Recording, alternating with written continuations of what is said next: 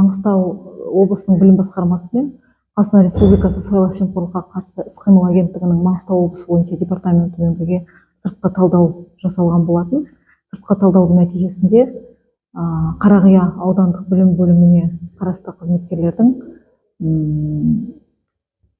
Қарақия ауданының кешкі мектебінде жұмыс жасайтындары анықталды. Яғни ол қызметкерлер кезінде өздерінің қосымша жұмыс жасайтындары туралы жұмыс берушілерге ешқандай хабар бермеген болатын.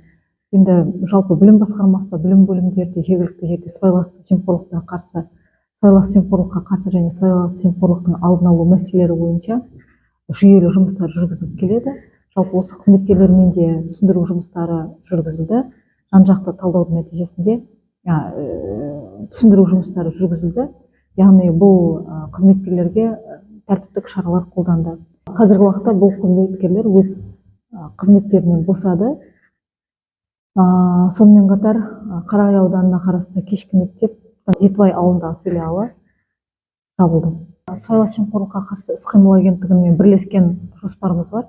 Сыбайлас жемқорлықтың алдын алу, оны болдырмау шараларын жүзеге асыру бойынша сол жоспарға сәйкес біз жұмыстар жасаймыз және міндетті түрде түсіндіру жұмыстарын жүргіземіз.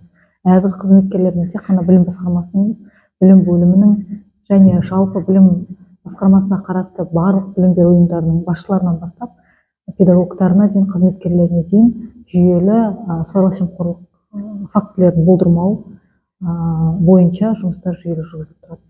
Әрине, сыбайлас жемқорлыққа ешқандай жол берілмейді, заң бұзушылықтарға жол берілмейді. Сондықтан енді заң бұзуға болмайды. Жалпы білім басқармасында заң бұзушылықтарға жол берілмейді. Білім басқармасында, жалпы білім басқармасына қарасты барлық білім беру ұйымдарындағы заң бұзушылықтар болмауға тиіс және біз бұндай іс-әрекеттерді қолдамаймыз.